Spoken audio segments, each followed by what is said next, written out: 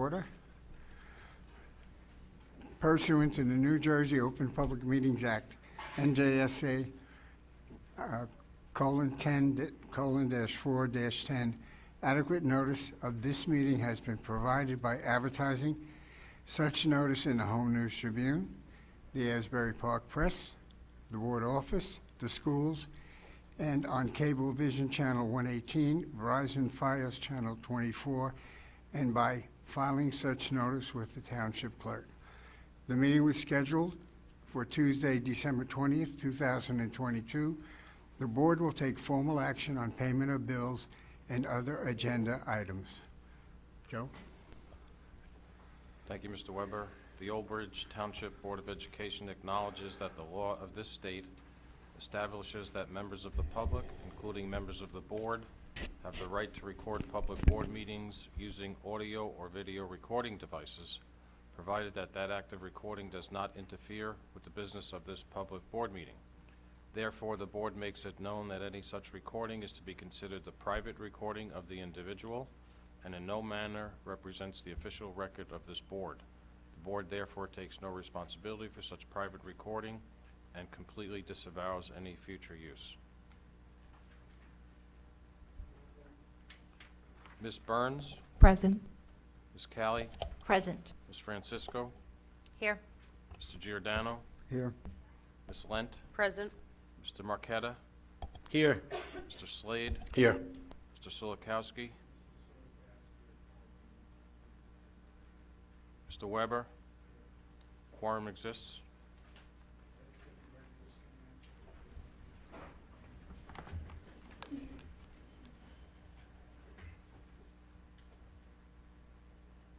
Pledge allegiance to the flag of the United States of America and to the republic for which it stands, one nation, under God, indivisible, with liberty and justice for all.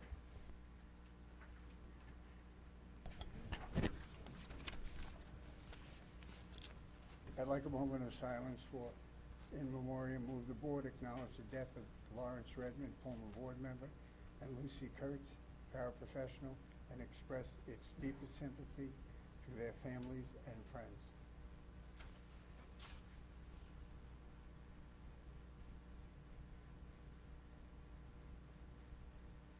Thank you.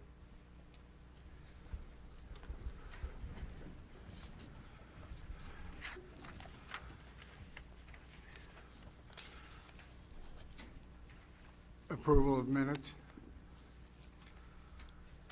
I'll accept the motion. Burns will make a motion. Weber Lent will sec- second. All right. Is there any discussion on the minutes of the agenda session for November 15th or the regular meeting for November 22nd? Hearing none. Roll call. Ms. Callie? I'm abstaining on November 15th, but yes for November 22nd. Ms. Francisco? Yes. Mr. Giordano? Yes. Ms. Lent? Abstain. Mr. Marqueta? Yes. Mr. Slade? Yes. Ms. Burns? Yes. Mr. Weber? Yes. The minutes are approved. Report of the student representative to the board. Hello, everyone. I hope everyone had a great Thanksgiving break. And I'd love to get started with the recap of what's going on at Old Bridge High School. The PEER program has visited multiple elementary schools and both middle schools around the township. The PEER kids led the elementary schools in mini groups with games about some characteristic traits such as communication, self-love, trust, respect, team building, and honesty. This past Friday, the choir hosted their winter benefit concert with the great attendance for the late Mr. Updegraff. The concert was very heartwarming, with a few soloists and the band contributing to the night of the concert. The high school has successfully collected 7,000 wishes for A.J. Silvestri for his Make-A-Wish campaign. On Friday, December 16th, Mr. Lassen's peer group contributed to the charity drive as well in Old Bridge. The charity drive went district-wide, with the help of his peer leader students picking up the newly wrapped toys from every school in the township. Student Senate has been hosting a door decorating area contest for every homeroom to participate in. Students and teachers can be creative with their imagination to have the best decorated door for the holidays. Whoever has the best door in the high school, that homeroom will win a bagel or pizza party. Next, Student Senate hosted their holiday movie night on December 14th with an attendance of 200 students coming into the main gym, snuggling up together, watching Elf. Thanks to Mrs. Obdike, setting all this up for the students around the high school. And for the first time since the 2019-2020 school year, this Friday, the high school will be having its holiday pep rally with the involvement of multiple teachers and clubs in action to close off the year with the biggest holiday spirit. That is all for the month of December. I hope everyone in the Old Bridge community has a great Christmas break and a Happy New Year. Thank you. Thank you. Recognition, Dave?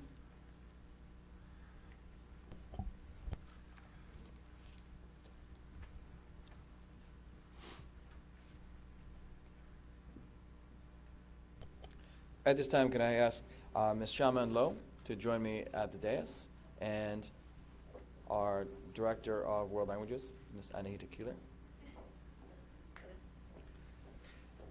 Please move the board to recognize Ms. Shaman Lowe as she was selected by the New Jersey Chinese teachers as the Educator of the Year for the entire state of New Jersey. We are so proud that you represent Old Bridge and all of the amazing work that you've done in invigorating our program, introducing our program, and being a bedrock to its strength here in Old Bridge. So thank you very much for everything you've done.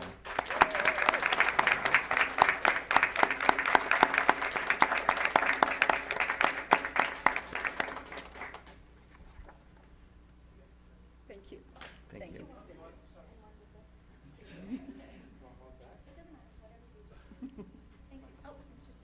Oh, sorry. I thought you were evicting me.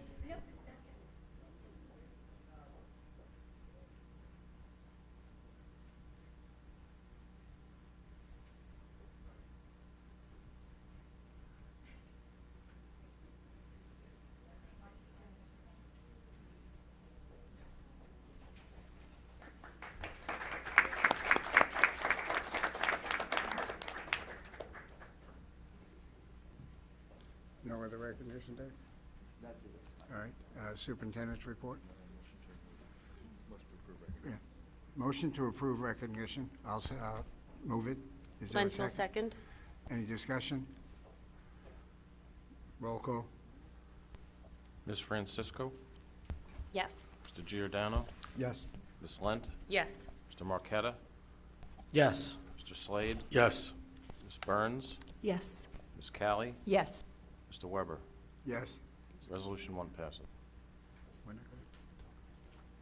Yeah. Joe, is there any correspondence? Superintendent's report, I'm sorry. Dave? Thank you. I just want to start off by recognizing both the passing of Larry Redmond. When I first came into the district, Mr. Redmond was a true community-minded person who dedicated much of his life to Old Bridge community, the school district, and the township. His loss will truly be felt. And I can't let it pass without saying enough about Lucy Kurtz. What a compassionate, child-centered person. She brought invigoration and passion to her job every day with the children at Glen School. And I know there's been a deep void left in her absence, and we pray for her family and her colleagues and the students at this time. And Joe, you've done a great job capturing all of the great events that have gone on around the community, from the Believe campaign to Toys for Tots, and tonight our Board of Education was welcomed to an orchestra and full band presentation down in the auditorium, in which once they all started playing together, it felt like you were in Rockefeller Center. They really did a great job. So congratulations to everyone and the families. They have so much to be proud of. I do want to just, for everyone sitting at home, we do like the holiday spirit here. We love the holidays and Christmas, but there's a reason why we're wearing the sweaters, and I just want to acknowledge that before we get to the end of the meeting and you think that I really like llama sweaters. So it was the... I was going to cover that Go in ahead. special committee Well, do it now reports. so people know. Okay, all right. So a few years ago, we did an ugly sweater contest, and then, the pandemic hit. And this year, since we're all, back where we belong, Miss Lent suggested that we put a little holiday spirit into our final meeting of the calendar year and bring it back. So the board and administration was requested to put on their most festive, I'm not going to say the ugly word, or I guess I just did, but anyway, most festive attire. And while there are only 2, 4, 5, 6, 7, well, maybe under 20 people in the audience, we're going to count on you by show of applause who gets to win. This year, last time we did it, there was a prize for the winner. This year, at Mr. Cittadino's suggestion, we collected $10 from the people who up here who chose to participate, and the winner gets the money to donate to the charity of their choice. I don't know when we're going to do that. Okay, we'll do it at the end. So that's why we're all dressed like this. We haven't lost our minds. Okay, to continue under Superintendent's report, I do want to take this time to present the board and those at home with some very interesting and compelling data information. Multi-tiered systems of support has been something that we have adopted and made available to our students and our staff here to benefit our students almost 10 years. And in doing so, we were able to address the learning loss following the pandemic quickly and adapt to it and put systems in place, hence the name multi-tiered systems of support, right and quickly. And I've asked that Dr. Hoker and Dr. Calandria present to the board and to the public some of that data and what we've been doing to address those questions, how we've successfully met some of the learning loss challenges that we faced, while many districts are just kind of playing catch up and using ESSER funds to put systems in place that we've already been using. So Dr. Calandria, Dr. Hoker, thank you for your presentation this evening.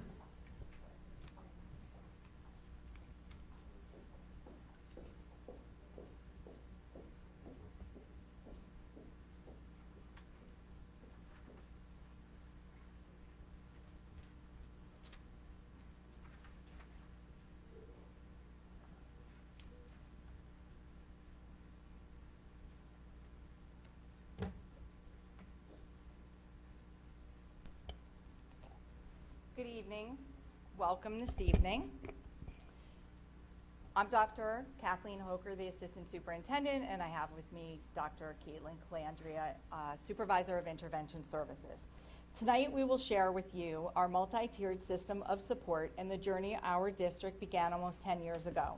Old Bridge established a data-driven framework where we strategically placed well-trained staff who utilize our tiered support system to provide targeted instruction, social, emotional, and behavioral supports, and our students' academic gains are a clear indicator that our system works.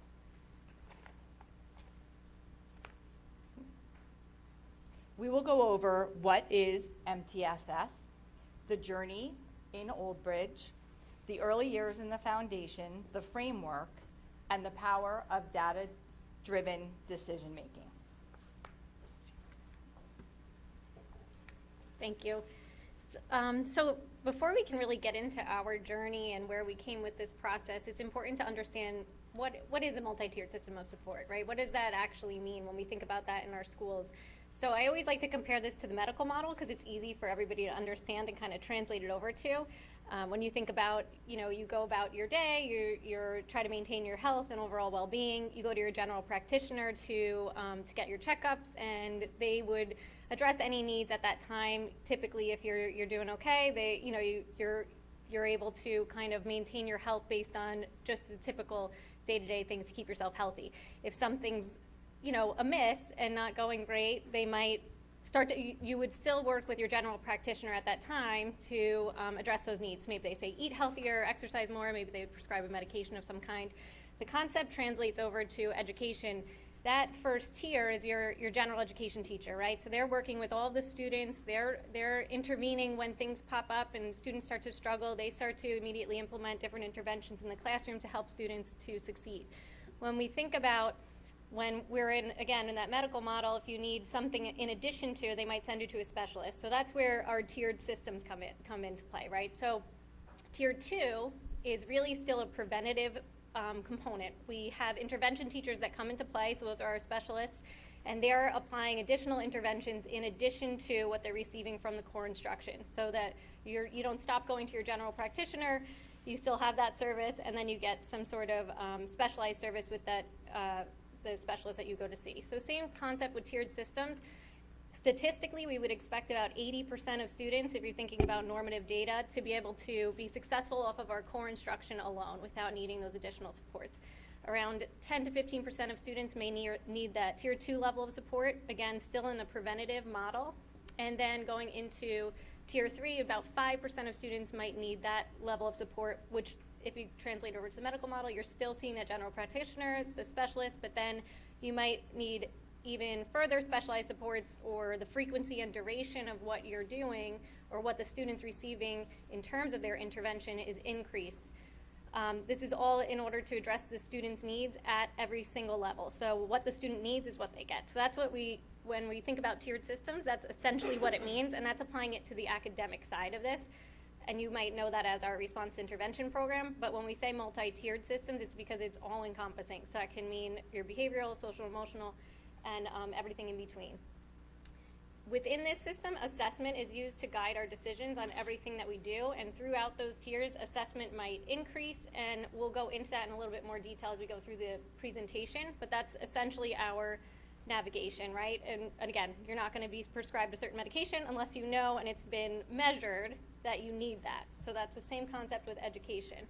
And then the interventions that we provide are evidence-based. So they have been shown and proven through research that this works to address that specific target need. So you're not going to go and receive a medication that's not proven to work for a certain condition. Same way you're not going to apply an intervention that hasn't been proven through research to affect the outcome for students with their academics.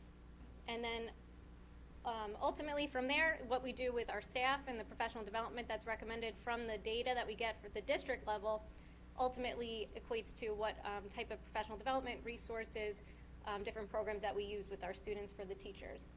This is a framework that takes years and years to implement. If you look at any research that goes into this, it's they suggest about 5 years to fully implement a program, and Dr. Hooker is going to go over some of our what our years looked like and our timeline and our journey into where we are now, and to why it's so important that we started where we did, and how it left us with what we were able to do through the pandemic. Actually, I just love listening to Dr. Calandria talk and rattle off things that come so naturally to her. And that's part of why the restructuring of our support system has been so successful. She had a vision. We looked at the data. We looked at what it would take to put this in place. And really, back almost 10 years ago, it was looking at what we had, what was working, what needed to be changed, and really pulling those pieces apart. And one of the initial components was looking at our staff and ensuring that they were strategically placed and extremely well trained, and all of the professional development that they received was research-based and really provided by Dr. Calandria and her team.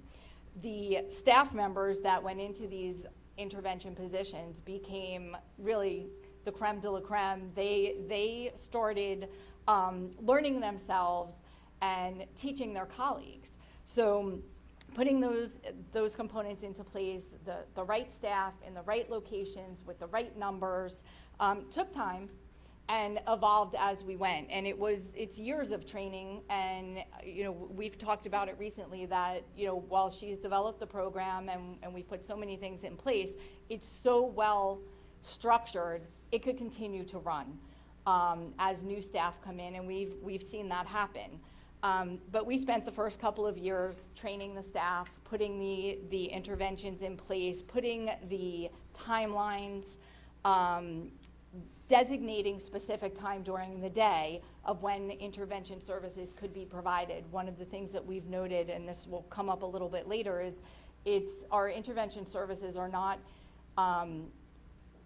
in lieu of the core content instruction. They are in addition to. They're providing that extra something to our students. And then as we've moved through this timeline, we've added the additional tiers of support, the social emotional learning, the behavioral aspects, and ensuring, again, that we're continuing that staff PD. I just say one thing on the timeline. So just to add to this, the reason why we see a lot of districts right now still sort of behind the 8 ball on this, and we know that because of phone calls. We get phone calls all the time for districts wanting to come in to see our program. A lot of staff members come to me about their own children in other districts, that they're going through the process with them, and they're surprised at what they have in place compared to what we have. The foresight from this district, from central administration, Mr. Cittadino, Dr. Hoker, the Board of Education, along the way, these last 10 years, really is what led us here, because it was, we need to provide the amount of professional development that we needed to provide. We needed to look at staffing in a different way. We had to go ahead and purchase another program that was evidence-based, looking at changing the master schedule in order to accommodate intervention. These are all things that a lot of districts kind of pause and say, hey, I don't know, I don't want to take that big risk or leap, and that's something that this district has done every step of the way, which is really why we were able to succeed at the pace that we did. So that's a huge lift on everybody's part. I know you give me too much credit, but. So when we first came together and we started looking at what we had in place, we realized we were dealing with an antiquated basic skills program. We did not have consistent interventions. Our scheduling wasn't quite working. There were some inconsistencies there. We were not data driven. And I feel like I'm bashing us a little bit. This is what it was 10 years ago. We didn't have the tiers. We didn't have that intervention block. And we didn't have the well-trained staff on the evidence-based practices. And that's no fault of the staff. That was just something that was missing at that time. The referral system was also a component that we looked at, and we found that, when we had students struggling in a classroom, the first line of defense was to send them to be evaluated and see, what child study team services could be provided. And that wasn't necessarily, looking at their individual targeted needs and looking at the support that we could provide in the classroom. Many of the other districts around us are still operating with these antiquated practices in place, and it is, as Dr. Calandria said, we get calls all the time. Can they come into our other districts, come in and see what we're doing? Can we prepare and do presentations for the State Department and show them what we're doing, because we have this evidence that it is working for our students? Is there anything you want to add there? Okay.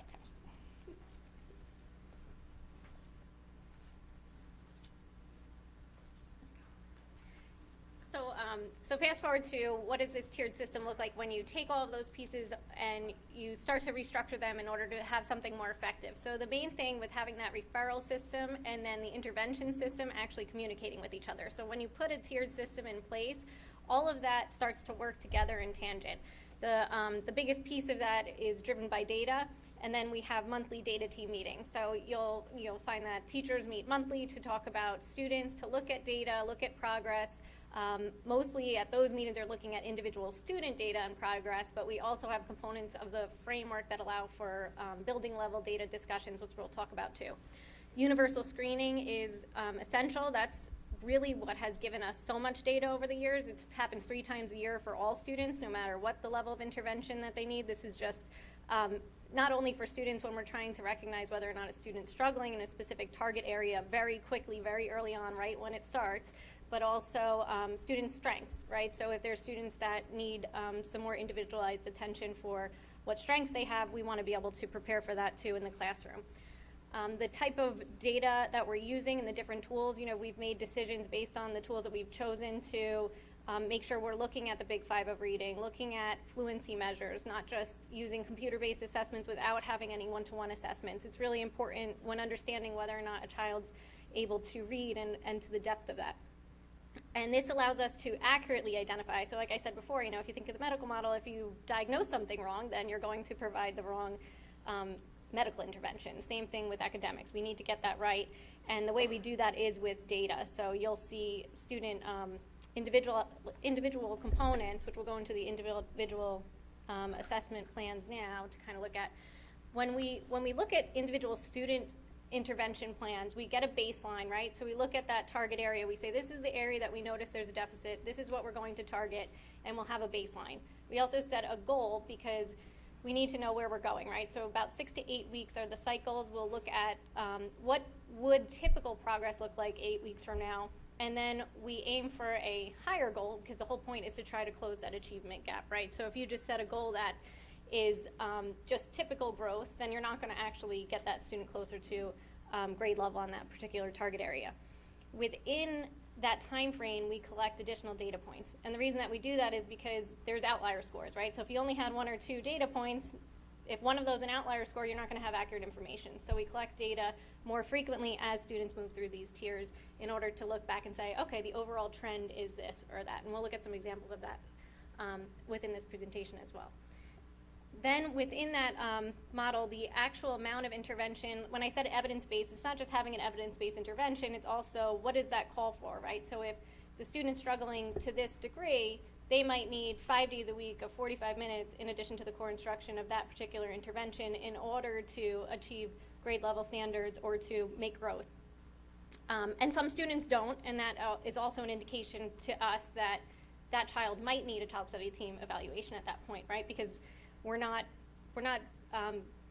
if we're providing the amount of interventions that we should, we're changing those interventions at the time that they should be and using data to drive that, and they're still not progressing, then we need to look further.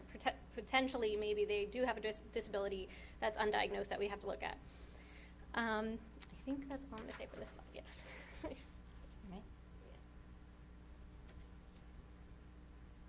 So one of the things that we saw related to special services prior to implementing this framework is a high number of CST referrals. As I said earlier, it was a first line of defense that if we had students that were struggling in the classroom and we were out of ideas, that we would refer students to the child study team to see if there was a disability, which then, if you think about it, we're sending more students than necessary to be evaluated, which is taking the child study team members' time and taking them away from possibly providing more services to our special needs population.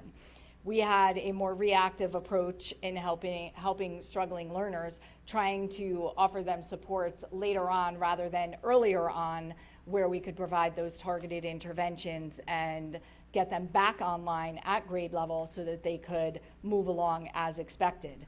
We also saw higher classifications of English language learners, and post-implementation of the MTS multi-tiered system of support, our child study team referrals are more accurately reflecting students who actually need these services from special education.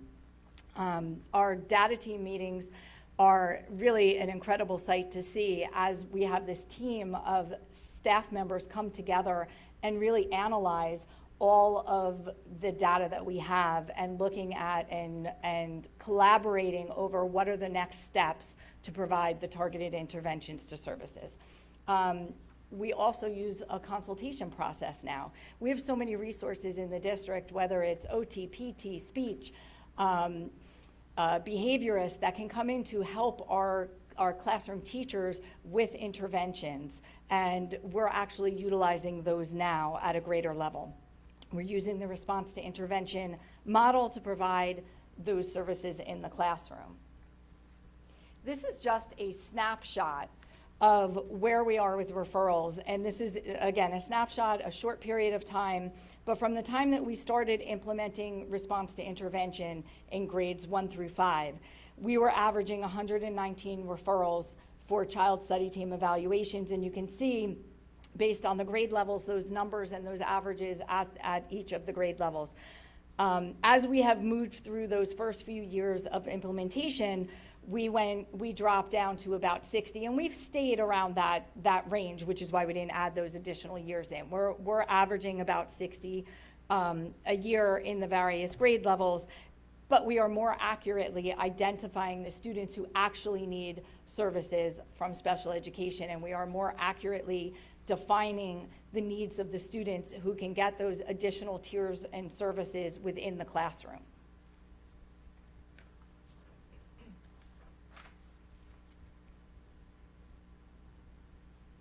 So again, we've talked about the different use of data within this framework. Something that we've used that has made a huge impact on us, again, during the pandemic and then coming out of the pandemic, was the ability to look at district level data. So we can look at the progress and growth between different grade levels, between different schools, different subject areas, and very frequently over the course of the school year. And we can compare that to data from years past and look at that information. And we were able to apply that in a way that was really powerful with the pandemic. When we came back, it was when 2021, they started Start Strong from the state because the lack of data from the districts. What we had was so much information that we knew what our typical growth was by season. So fall, winter, spring for several years. So we were one of the only districts that didn't just look at the data that was provided based on national norms and the norms across the country of how students should be progressing in comparison to each other, but also our district level norms. So we were able to say that, okay, we see this as a big problem because we know that in typical years, this growth from this season to this season would have been at this rate for these grade levels or for this school, and we're seeing that that's an area of weakness. So what we did at those times was, we acted quickly and swiftly in order to put in different trainings, different programs, different grade levels that maybe didn't have that or needed that in years past because they didn't have the same issues that showed up right away. So that was extremely powerful, and something that any district I talked to, I know that they didn't really think to use district level norms in the way that we did in comparison to looking at that information. At the school level, we started something called data integration coordinators right coming out of the pandemic, and move that slide up. Can you push the, sorry. And this was something that we just kind of thought outside of the box and wanted to make sure that we had a handle on this at the building level. So there's 2 per building at the elementary level and then 1 in the 2 middle schools, and at the high school is a little bit different. We did have a few in the first year. This year we've changed it up a little bit, but essentially what these individuals are doing at the building level is looking at the data specifically in their grade levels with their teachers in the schools in real time and providing that over to the principals. I have some principals that never really even kind of looked at data in that way, and they're coming to me saying, I know that we should probably have 20% of students that are falling into this risk level, and I could see it in the data, and now I only see this amount of numbers of students in intervention in math in 7th grade, so we're missing some students, we have to find them. And then going through and sifting through that data down to the granular level to say, okay, these are the students that now we want to go back to the classroom teachers and say, do we need a Tier 1 plan implemented? What else is going on? Maybe we're missing something. But those conversations are happening at the school level right now. I have to stop you. So we just have to bounce in here because, we're saying it and we're saying we, and, it is so clear when you attend one of these meetings that our teachers have become experts in analyzing this data, and that collaborative piece has been a huge area of growth district-wide as a result of putting these frameworks in place. Yeah, and the teachers, I see the Tier 1 plans as they're implemented because the requested Tier 2, they come in and they're doing a phenomenal job with what they're doing with the students in the classroom, and they put a lot of work into it. And I know it takes a lot of work, but at the end of the day, the sooner they start to work through these issues, the better the outcomes for the students. The other point with the data integration initiative, this year we really focused on looking at how we're breaking down the data a little bit more. Last year we put a big effort in having them present back to staff and then also do some parent presentations. So a lot of those were posted on school websites, sent out through the building principal in different ways, just to kind of help parents understand what it all means. But with this year, since those presentations and information would have been a little bit redundant, we focused more on the the types of data that they're collecting. So this is just an example of some of the things that we're looking at. So we're comparing it to our chronic absenteeism rate. That's something that, another piece of MTSS that you focus on that you don't realize, right? Discipline referrals, what can we do? Are we seeing a trend in a particular grade level to a particular area that shouldn't be there? And then what are we implementing, and why isn't it working if this is continuing? So those are the questions that we're asking. We actually were just invited in from the state. It was us and only 2 other districts to consult on the next level of the attendance manual from the state for chronic absenteeism because of our MTSS system. So that was pretty cool. Let's see. Oh yeah, it's the district level. So before Dr. Hooker gets into this, one of the things that, I actually already explained that, so I don't have to do that first. Basically, we just wanted to add that all of this data helps us make our decisions. So we're looking at the data. What it's telling us is we increase math time. That's made a difference. It's had an impact. And specifically in our middle schools, we went to block scheduling. Our math scores we've increased the amount of time for math. Our math scores have increased. The positive behavioral intervention and support, selecting the evidence-based interventions, database decision-making. In looking at the resources that we utilize, we've trained and we continue to train as new staff come in, our elementary staff on Project Read. We've looked at the grade levels that we're training based on the data that we have received, especially returning after the pandemic. We saw that different and upper level grade teachers needed more training in Project Read because of some of that learning loss, which we were able to address with these professional development opportunities. We're almost done, I promise. I know, I like talking about data, but nobody else really does. But this is cool data. So these are just some examples, just little tiny pieces of the information. Dr. Ferry likes to talk about data even more than I do, and he's going to go into even more detail, I believe, in an upcoming meeting next month. So these are just some snapshots.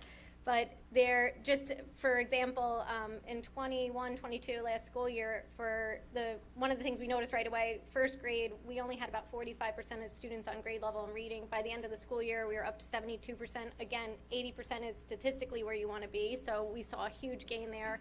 Our first grade teachers really worked very hard to help the students kind of catch up to that, where they needed to be with reading. And then middle school, with IXL, the measure that we use for math, the expected growth over 1 year is 100 points, and you could see that we far exceeded that in each of the grade levels. 6th grade was a tremendous one. We all got very excited about that. Again, data that probably is boring to many, but exciting to us. And then when we look at the individual student data, again, I was just trying to say that when we're thinking about trends, we look at these different data paths, and then we determine, obviously students ascending data, where we know we're doing good, it's working. Descending, we're going to change what we're doing pretty quickly, pretty early on. Stable data, we might say, okay, we need to collect a little bit more data because we don't have a clear trend, and then determine what we want to do next. So it's just some examples of those student level decisions. Yeah, that's okay, it's only.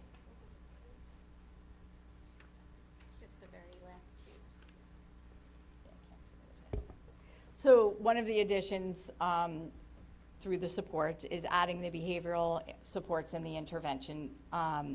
We've really taken a look at the social emotional learning and the programs that we can add in to support our students. We are seeing some changes in the behaviors in the students, and we've added those components. It's fine. We've mixed up our pages somehow here.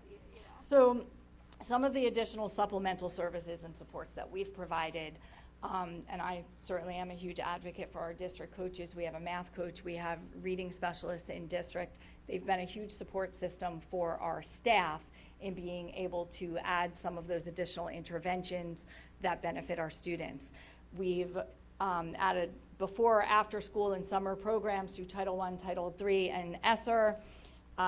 We have additional funded initiatives, the old OBPLA, which is the Old Bridge Professional Learning Academy, where we have our own teachers and staff providing professional development, keeping our staff in district.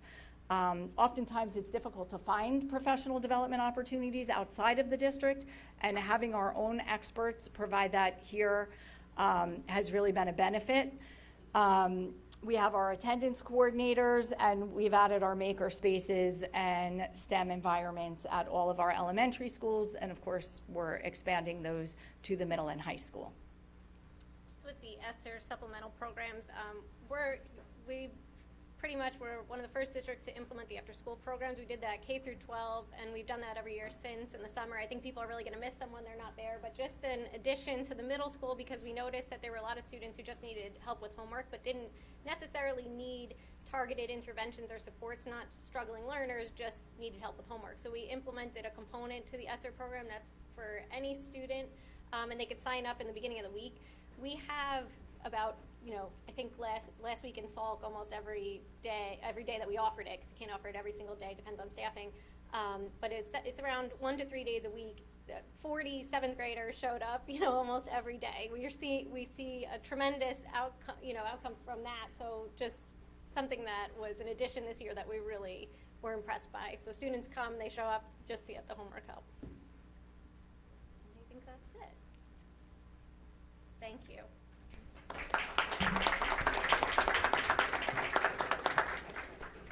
Thank you so much, Dr. Hoker and Dr. Calandria. One of the things that I'll note is that the concept of the role of the educator and the role of the educational leader within the school has changed so much under the multi-tiered systems of support. When I first became a principal, the role of the principal was to keep the school running, deal with discipline issues, and really more so eliminate roadblocks from teachers and educators to help deal with students. Now the role has changed to it's all hands on deck type of approach to every. I was talking about there's 20% of students who need specialized supports for their learning loss. Those principals are also in on those data team meetings, knowing individually what each child needs and how to best support them, which is a truly big change and shift in how we educate children in a school. One of the reasons why we're having these type of meetings, when we had a reflective meeting with the board recently, some of the questions that came out is, do we get enough information upon the programs that we have in place and how data is used to guide these programs? So we're going to keep on providing these types of information to the public and to our board, so there can't be a question into the future. It's like, we didn't know about this information or we didn't know about this data. So next month we're going to look at sort the scores and how we take specialized scores and that look at assessment, whether statewide assessment or local assessment, and use that to not only guide teacher instruction, but also how to target needs for students as well. So that'll be next month. Any questions or comments from the board? I do have a question. I noticed on one of the slides that the data ended at 2017 for, I believe it was the child study team. Was there a reason why that date stopped? I know the answer, so I can just answer. From that point on, it was a huge shift. I think that the first year, 2013-14, we had 106 referrals to the child study team. Next year was 90, and then after the year after that, mid-run or 90, 91, and then by then we plateaued at like 60. So we've been kind of around that 60 level ever since, and that's why just didn't keep on showing 60, 60, 60, 60. So the referrals, we've dropped about 30 to 40 referrals per year based upon having the interventions approach instead of referral approach. So we don't collect that data anymore, even though we've...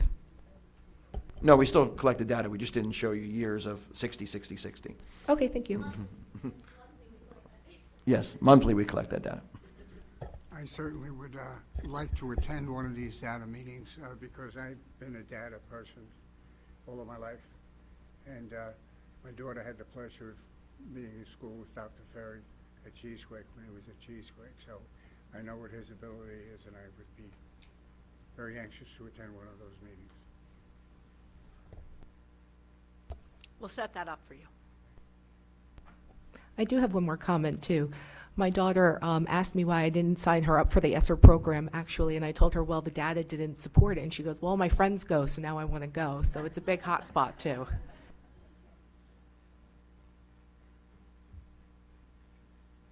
When peer pressure outperforms data. It's a big pressure. Are there any other special committee reports? Joe, no correspondence? No? All right. Any special committee reports? Hearing none. Hearing of residents on agenda items only.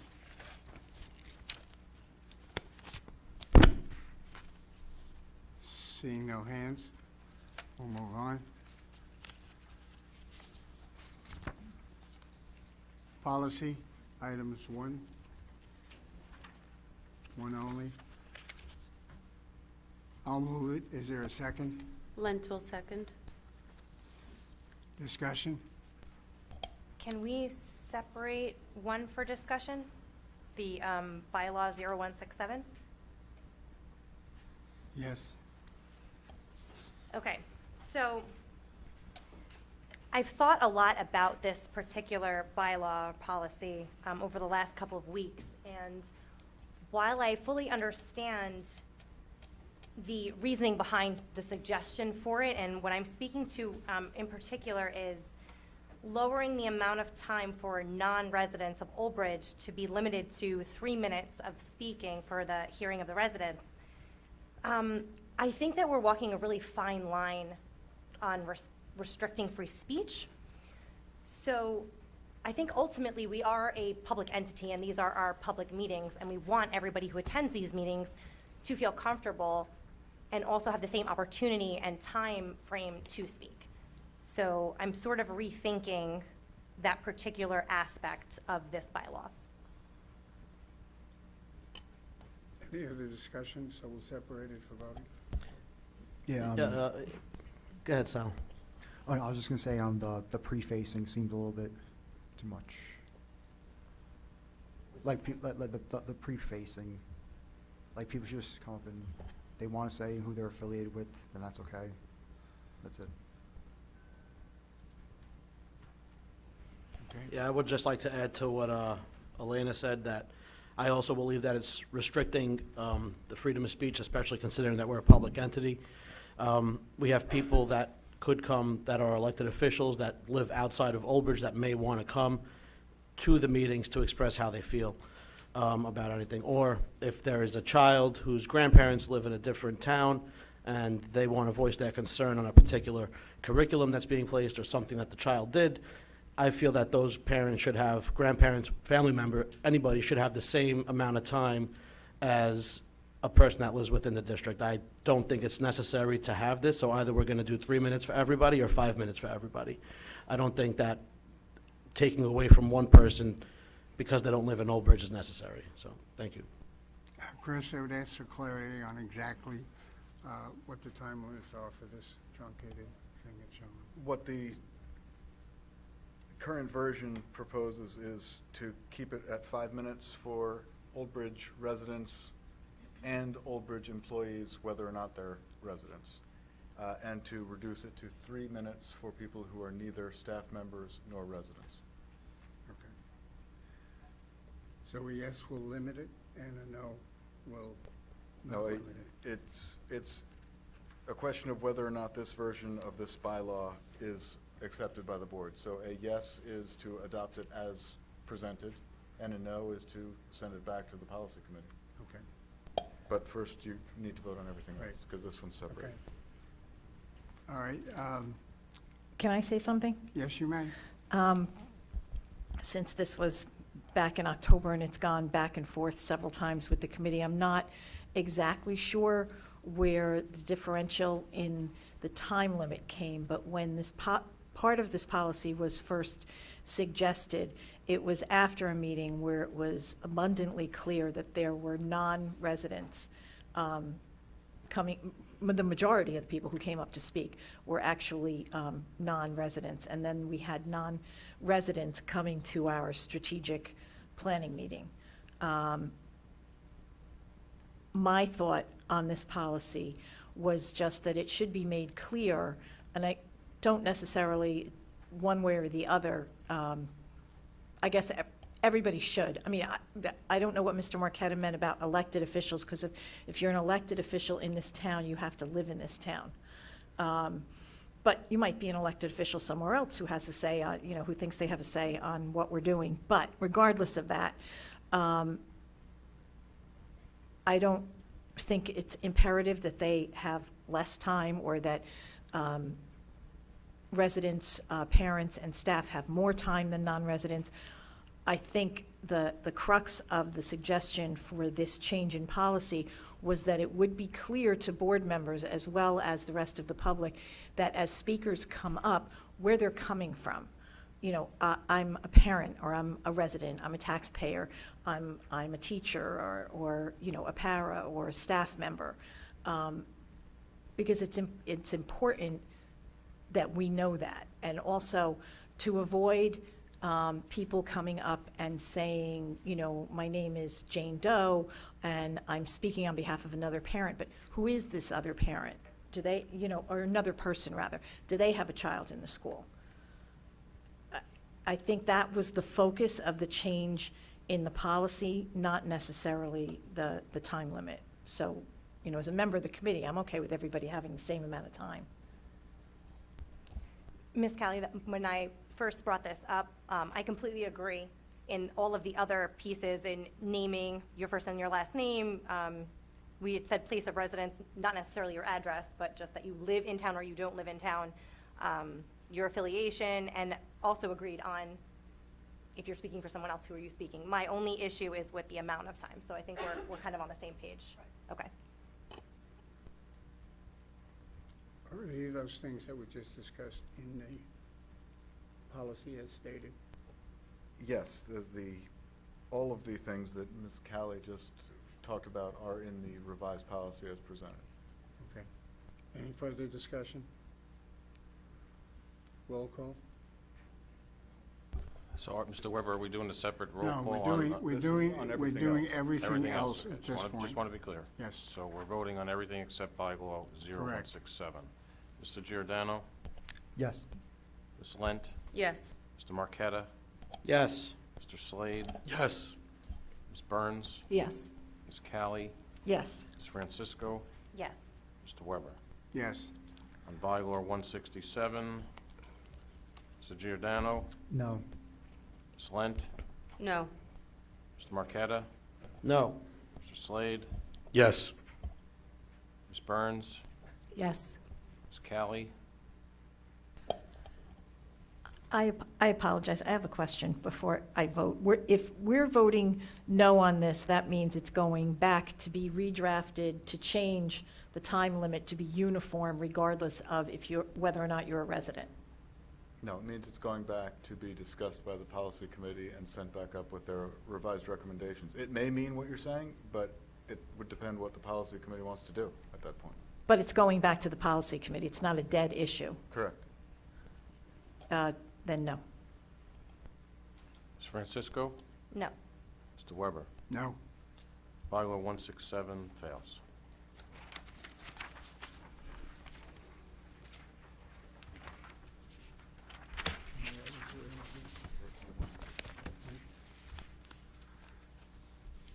Curriculum professional development, items 1 and 2. I'll accept the motion to go forward. Callie will move. Weber will second. Discussion? Hearing none. Roll call. Ms. Lent, Yes. Mr. Marqueta, Yes. Mr. Slade, Yes. Ms. Burns, Yes. Ms. Callie, Yes. Ms. Francisco, Yes. Mr. Giordano. Yes for 1, no for 2. I'm sorry, Mr. Janik. Yes for 1, no for 2. Mr. Weber, Yes. resolution 1 and 2 pass. Finance items. Finance items 1, excuse me, through 9. Giordano motion. Is there a second? Marqueta, second. Discussion? Hearing none. Roll call. Mr. Slade, Yes. Ms. Burns, Yes. Ms. Callie, Yes. Ms. Francisco, Yes. Mr. Giordano, Yes. Ms. Lent, Yes. Mr. Marqueta, Yes. Mr. Weber. Yes. Resolutions 1 through 9 pass.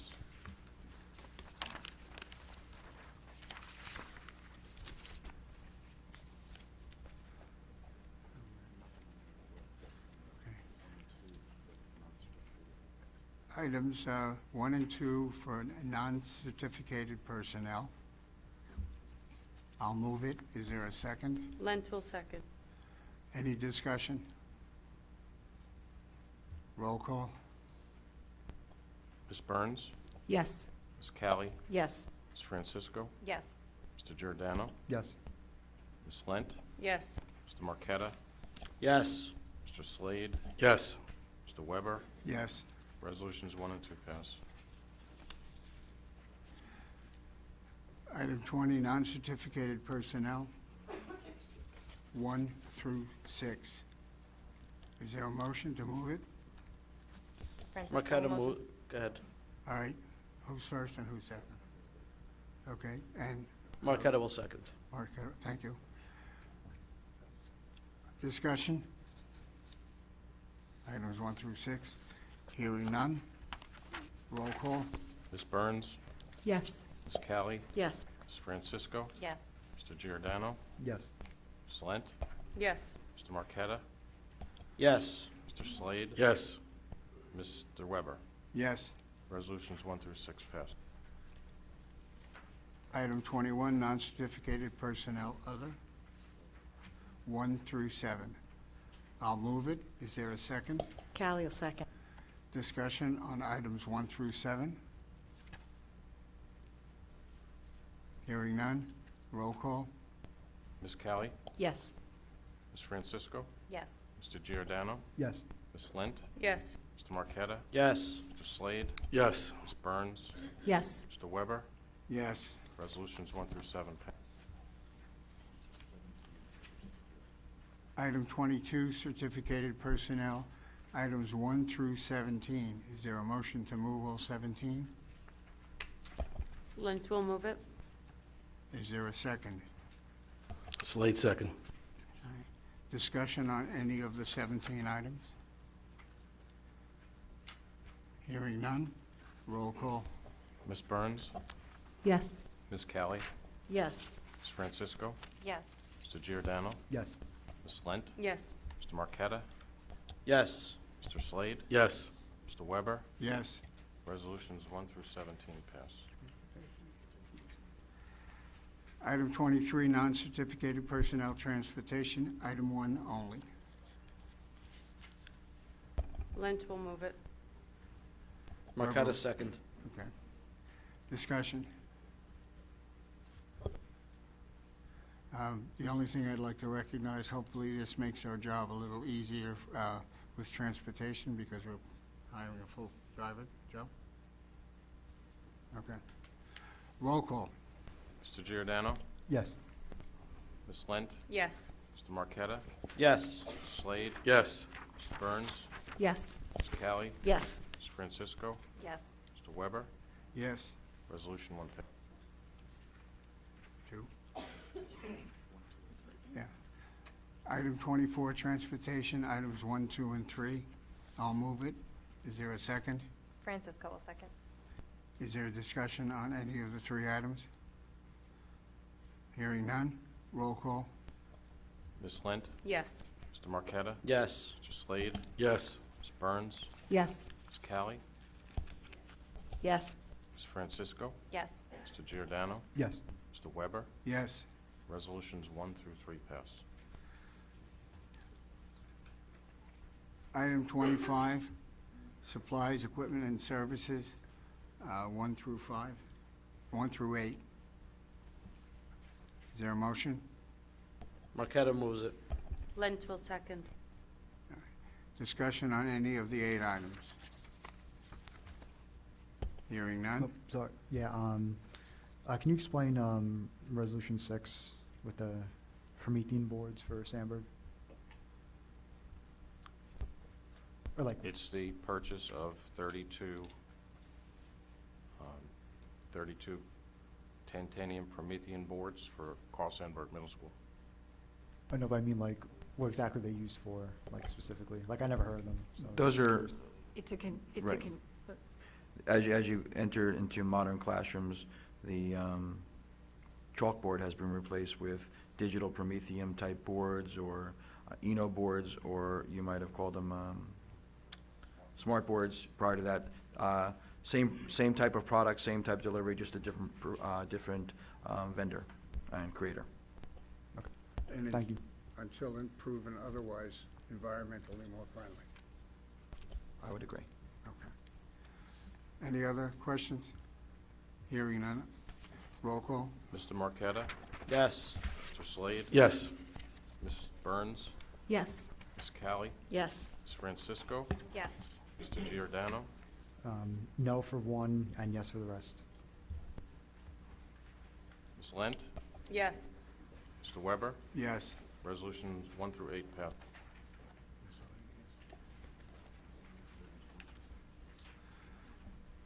Item 26, miscellaneous, 1 through 7.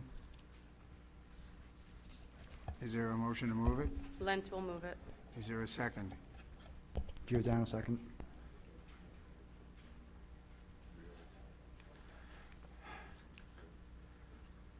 Yeah. I just will read and note item number 1, which has the date for the reorganization, which is scheduled for January 5th, 2023. The organization meeting will be held at Old Bridge High School and in the main TV studio at 7:30 p.m. And this is mandated by the state to take place in the first week, Yes. so we don't know that date until we know what we're limited by for the state. Yeah, are there any other questions from any board member on items 1 through 7? Hearing none, roll call. Mr. Slade? Yes. Ms. Burns? Yes. Ms. Callie? Yes. Ms. Francisco? Yes. Mr. Giordano? Yes. Ms. Lent? Yes. Mr. Marqueta? Mr. Weber? Yes. Resolutions 1 through 7 pass. Under board secretary and board business, and this is item 27, item number 1 only. I'll move it. Lent will second. Discussion? Mr. Weber, I have a question. Did the New Jersey School Boards Association representative do a compilation report on the board evaluation? Okay, can the board members have that, even though we're not going to meet? Would you like to reach out to her, or do you want me to? Okay, thank you.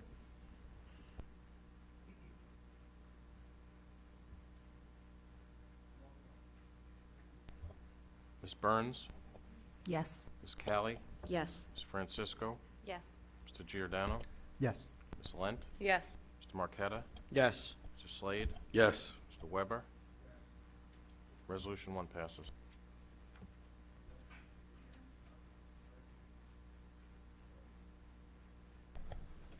Until such time as that reads that way.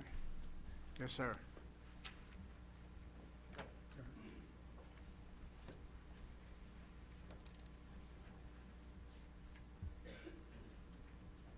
Hi everyone, I'm AJ Silvestri and this is Jillian Resnick. So the last 10 years, we've helped the Old Bridge community, and the Old Bridge community has helped us lead an event known as the Macy's Believe Kit. Now this all started about 10 years ago, exactly 10 years ago actually, when I was granted a wish, I made those wishes. And then the next year, we noticed that there was an event that Macy's holds where for every letter to Santa Claus that they receive, they will donate. Sorry. They'll donate $1 to the Make-A-Wish Foundation, which grants wishes for children with life-threatening illnesses. And for the last 10 years, Old Bridge has collected hundreds of thousands of letters, and they've spearheaded this campaign, and they've turned what started out as collecting a couple hundred letters in Cooper Elementary School into not just a township-wide, not just a statewide, but a national event with letters coming in from Massachusetts, Maryland, Virginia, even as far out as Colorado. And of course, there are many people we need to thank, and first among them, the Bresnick family. Would you like to speak? one of our strongest supporters was a little girl, Kendall Bresnick. She would write hundreds and hundreds of letters all by herself. And unfortunately, in 2020, she was diagnosed with brain cancer.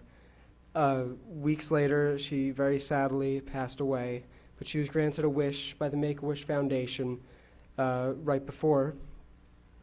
And since then, the Bresnick family, as always, supporters of the campaign, have come really to be just as important to it as my family has been, and for all people in Old Bridge who helped make this event the district-wide, nationwide event that it is. And we'd like to thank many people tonight. First of all, Mr. Cittadino, Dr. Hoker, Dr. Toohey, Mr. Lewis and Mrs. Coughlin, all the members of the Board of Ed, Ms. Foley and Ms. Ziamba from Southwood and Sandburg, respectively, and the teacher who I had when all of this started, Ms. Pachuki from Cooper Elementary School. And I'd also like to thank anyone who wrote a letter, and because we couldn't have done this without the people actually writing the letters. So I'd like to thank the people of Old Bridge directly for making this event what it has been. And this Friday, unfortunately, Macy's is no longer hosting the Believe campaign. I think we took too much money from them. Now, Macy's also has a special day where they'll donate $2 for every letter written to Santa. So we bring all of our letters in on that night. And just this Friday alone, we raised over $600,000 for the Macy's Foundation, Make-A-Wish Foundation. And over the years, we have raised well over $1 million, and I think that this is a point of pride for Old Bridge that we will remember for years to come, and I'd like to thank all of you for participating in it.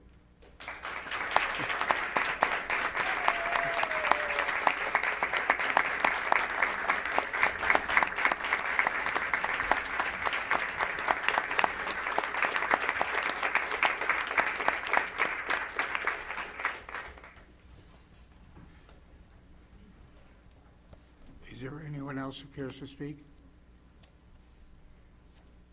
Seeing no hands, I will close the hearing of the residents. Is there any old business?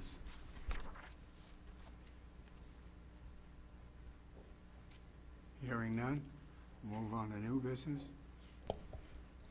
I have something. Go ahead.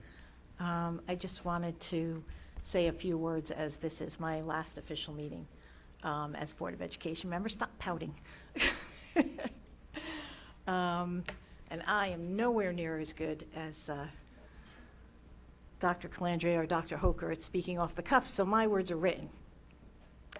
So as you know by now, this is my last official meeting as a member of this Board of Education. It was a very difficult decision not to seek a third term, but the changing climate is really what influenced my decision. As many of you know, I have been a volunteer in the Old Bridge Old Bridge public school system, wearing one hat or another, and sometimes several at a time, for over 20 years before becoming a member of this board. It's been an honor and a privilege to serve as a Board of Education member this past 6 years, 6+ years, and I hope that the more than 9,000 people who first elected me to this position feel that I've lived up to their faith and trust in me.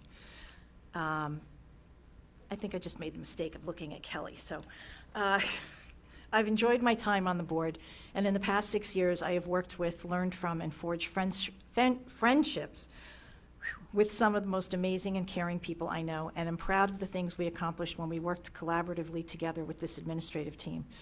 This board has seen some very trying times, but I feel with few exceptions of late, we always did what was best for the students, staff, and parents of this district. I want to take a second to thank this administrative team for their true dedication to this district and to each and every student. I've been around a very long time and can honestly say this is the best administrative team this district has had in my 26 years, and from what I've heard from those who came before me, ever. Being a volunteer addict, I will not be going far and will still be serving this district and this town in other ways, one of them being sitting on the other side of this table to ensure this board does what is best for this district.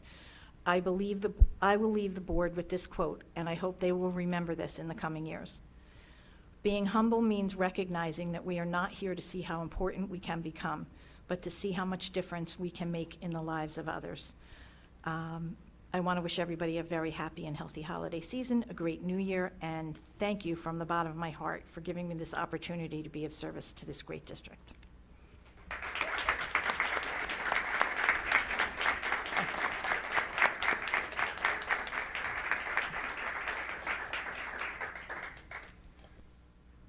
I'd like to speak on behalf of both Mrs. Burns and Mrs. Calley.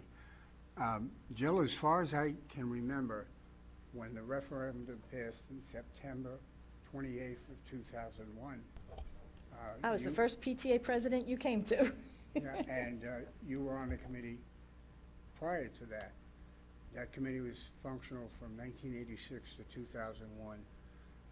And it had a member of every PTA and had an alternate member. So typically we had 35, 34, whatever, 30 plus people for all of the meetings that went into doing the groundwork for that. And Jill was part of that team, and I appreciate her service for that and all the other things she's done since she's been on the board. Teresa has been here 3 years, and she certainly went through a learning experience, and we're going to miss her. I'd also like to congratulate her for her service to the town during that period.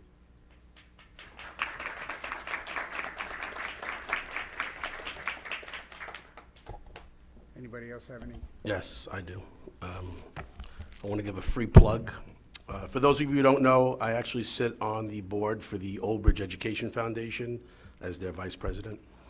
And for those of you who don't know what the foundation does, we basically raise money, grant money for teachers in our district for educational and innovation projects. So with that, we're having our, I think, a first or in the longest time, a casino night coming up to raise money. I'm going to put this flyer on my Facebook page. But Thursday, January 19th, it'll be at Palms Plaza. $100 for a ticket. That $100 ticket is going to get you funny money for the casino, $500 worth of funny money, open beverages, open bar, but open beverages, all you can eat. We have a little bit of an incentive that if you do buy your tickets before January 1st, you'll get $1,000 worth of funny money. So it's a great cause.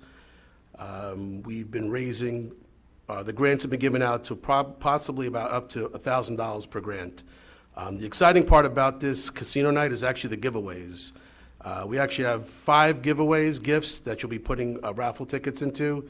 Each gift will be valued at least $500.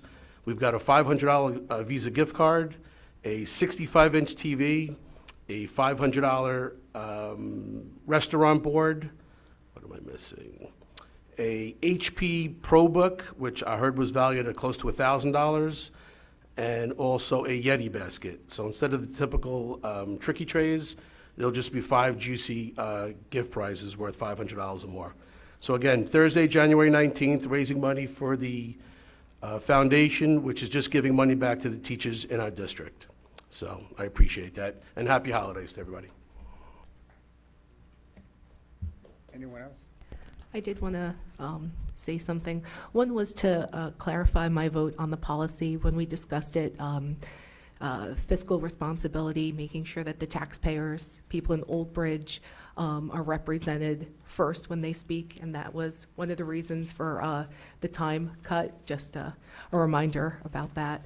And second, I would like to thank my husband and my kids and Old Bridge for the opportunity to sit here. I have learned a lot, and I look forward to implementing those lessons in my personal life. Thanks.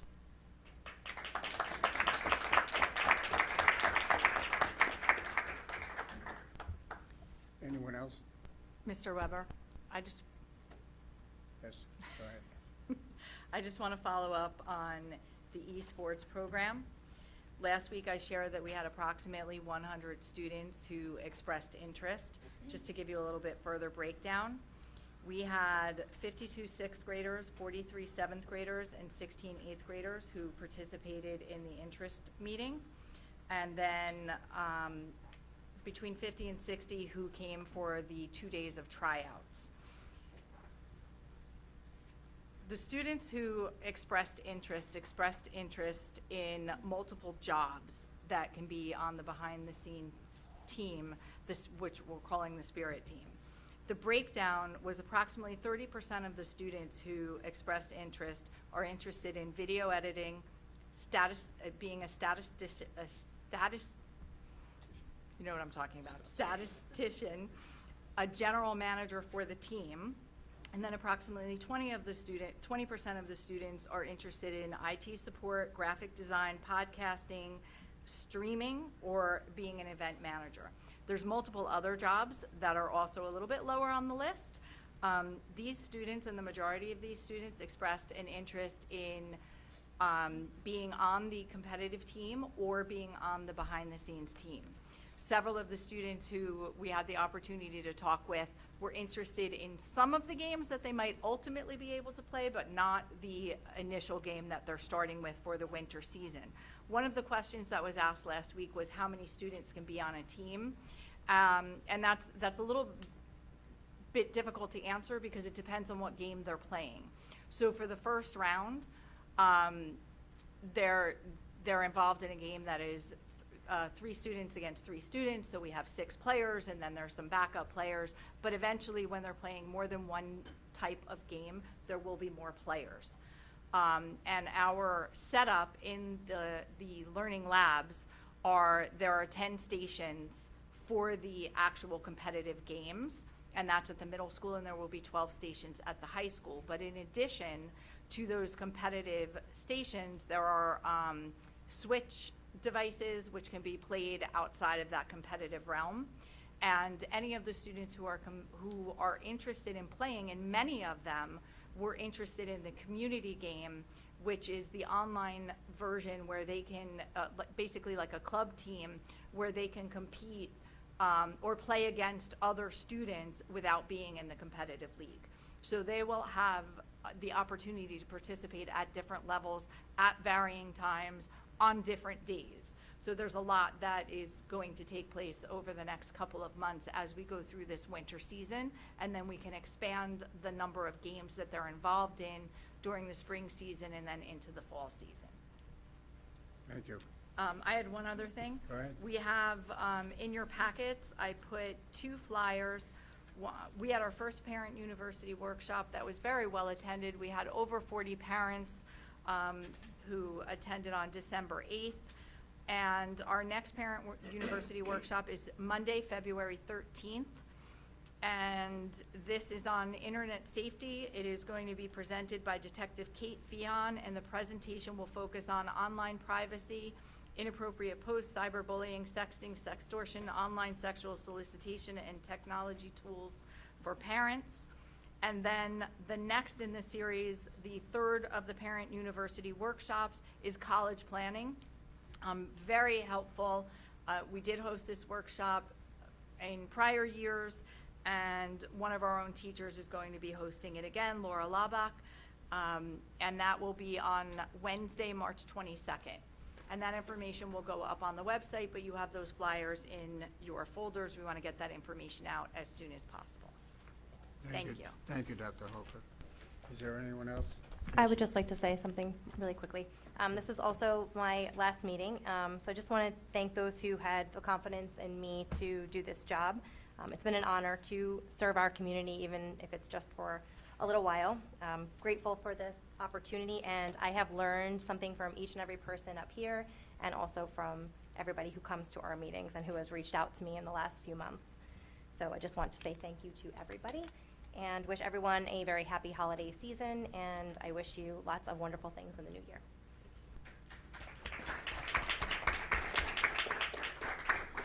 I would like to close with, Mr. Weber, may I? yes, go ahead. Sorry. First, I would just like to thank AJ and Jessica for being here tonight. Sorry, Jillian. AJ and Jillian for being here tonight. I hope that, you know, as AJ moves on to college, and that we continue to work with Jillian and the Bresnick family going forward wherever. This is news to me that Macy's is no longer sponsoring it, but maybe we can pull something together and encourage some other large company to continue this great work, and we can all work together. But you know, sometimes you hear educators talk about being inspired by students, and you know, it's no stretch that AJ has been an inspiration to me throughout the years. Meeting him as an elementary student and seeing the challenges that he faced, you know, when you wake up mornings as an adult, and you know, your aches and pains, and you feel like some days it's hard to come to work, even on tough days. When you look at someone like AJ or the Bresnick family and the challenges that they've had to overcome, to keep on doing, and then while doing that, look out for the betterment of other people and dedicate so much of their time and existence to making other people's lives better. If you don't find that to be inspirational, then you're missing life. So thank you for everything you've done and what you continue to do. I'm really passionate about this internet safety. Parent University, parents, you need to be there for this. This is someone from the state police. I was just watching a story that is really talking about a lot of what's going on with the sextortion piece and the sexting piece. As a school administrator, I'm living that here with our Old Bridge students. But just to give you a background on sextortion, what's happening, you know, we all have kids who go onto different communication platforms or gaming platforms outside in their homes and in their privacy of their bedrooms, and we hope that for the best sometimes when we do that. And you know, it's like giving them a loaded weapon sometimes and hoping for the best. You know, what we're happening is around the country right now is that students are going into these platforms and games and meeting people they don't know who they are, and you know, they have all good intentions, and these other people of ill intention will take their time and work with them and gain their trust, and you know, and then they'll say, hey, something like, I'm going to send you a cheat code for the game. Give me your give me a phone number. I text it to you. They send the kid the cheat code, the text message, the cheat code, and they start texting now. There's a venue that's private that no one else is on, that they can go back and forth, and the person would then send them something like an inappropriate picture, maybe that it has nudity of an adult female or adult male, depending on what you're looking at. You know, how do you feel about that? And the kid will be like, oh, you know, uncomfortable. Most kids would feel uncomfortable and, you know, embarrassed by it. But to this person that they think is a peer, they'll say something like, oh, that's cool, you know. And then more pictures like that will come, and more responses will be like, oh, that's great, you know, thanks for sharing. And then the threat comes. It's a screenshot saying from, oh, I know your address. I know your mother is such and such, and your father is such and such, and your father works at this bank, and your mother works at this school. I'm going to send them our whole conversation and how much you like these pictures, unless you send me a picture of you, or unless you send me, you know, someone else's name. And it gets really ugly from there. So these kids, they feel like there's, you know, no way out. It's led to 12 suicides in this country, just from that. So we have to be better at staying on top of that, and that's why I think this is important for our parents to be part of this. The sexting piece, I've had several students this year who thinking that what they're doing is fun, thinking what they're doing is doesn't impact people's lives, but will snap a picture of a kid getting changed, snap a picture of a kid at a party, flashing something inappropriate, and then within moments they send that to 12 people, they send it to 10 people. That person sends it to 20 more people, and we have police looking at charges now like you're an adult, because what you've just done is participate in child pornography. And it has quite a few students in this district who are not attending school right now because of these charges are pending, because something that seems so innocent with a phone and sending pictures can be devastating to the life if you're not appropriately using your technology. And as parents, we're not taking the responsibility to oversee what they're doing. So please make sure you're available February 13th, 6:30 to 7:15. You'll get a lot of information on how to protect your own children. And to Elena, Teresa, and Jill, thank you so much for everything you've done for our school district. I'd like to say a couple of things. I'm very impressed with the presentation tonight, and I'm looking forward to attending one of the sessions on the data. I think it's critically important, based on this pandemic that came from a foreign country that is it's ravaging that country now, and it's impacted with the throw-off diseases and all the iterations of it. We're temporarily out of the woods as we know them from before, but that doesn't mean it's not going to change. What we've lost in terms of emotional loss for kids, educational loss, even in spite of the efforts of our administrative team, still is an ongoing, I think is the most important item in this district that we need to be focused on going forward. As quickly as we can recover that lost learning, the better off the district will be. And I believe, Dave, that the ultimate judge is going to be the state test scores at some point next year, the year after, that will decide what the ultimate progress has been, and I'm optimistic it will be good. But I think parents need to keep that in mind. If any of your children have difficult times and your child's parents and they don't have anybody to go to for some academic help, they can go to the Old Bridge Library. They have 2 programs which offer free tutoring, specialized 2 worldwide programs. And if you're a resident of Old Bridge and have a library card, there is no cost to you. So if you know a neighbor who can't afford it, or anyone, pass it on so they can be helped. I'd like to thank Elena for the short time she's been here, and wish all of my fellow board members a happy and safe holiday for this upcoming season, and for a happy new year. And that's it. Actually, it's not. Yeah. I have $100 in my hand.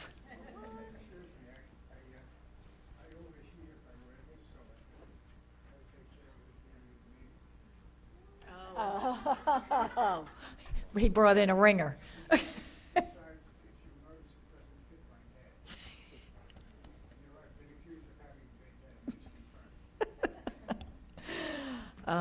Okay, so how do we want to do this? Quickly. Huh? Okay, everybody who's festively dressed. Oh, well, then I'm going to.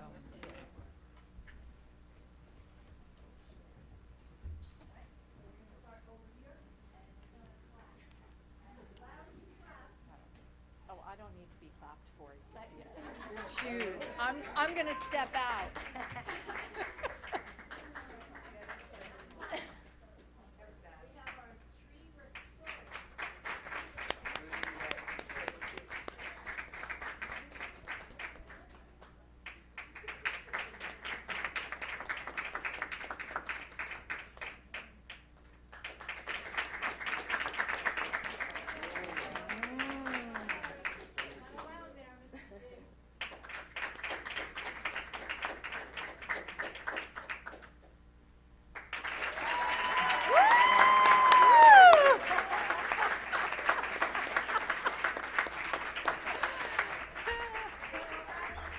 No, I'm good.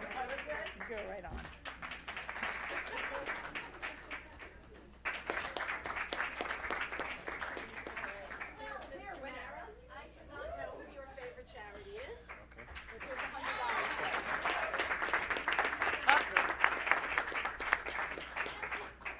Is that an extra 100? Do I have to announce the charity? All I Or have I'll to announce say it is, next week? money goes to money. Thank you. Okay. This is free to anybody who wants it. Only you. I want it. Yes. Actually, oh, thank you for that. Now you have an outfit for Friday. Yeah, There you go. there you go. Thank you. Merry Christmas. That's awesome. There you go. Executive session. Mr. Mara will announce it in January.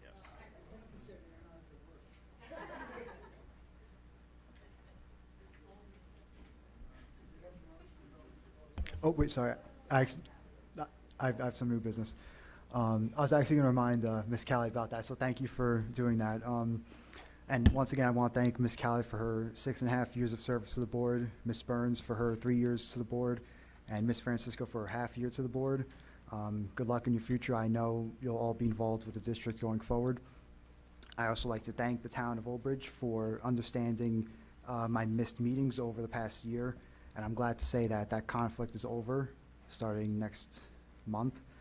And I'd like to wish a Merry Christmas, Hanukkah, Kwanzaa, Festivus, and Happy New Year to everyone. And that's it. Thank you. All right, one more. Congratulations to Tyler Saggy, 10th wrestler to get to 100 wins in Old Bridge High School history. So that's a feat. I think it should be celebrated, so congratulations to him. I contributed, even though I didn't participate, in the sweater event. Just want to make that clear. Merry Christmas. Put it right there. Celebrated. Thank you, Jill Callie, Teresa Burns, and Elena for everything you guys did. So, Merry Christmas, Happy New Year, Happy Kwanzaa, Happy Festivus. Thank you. Happy Hanukkah.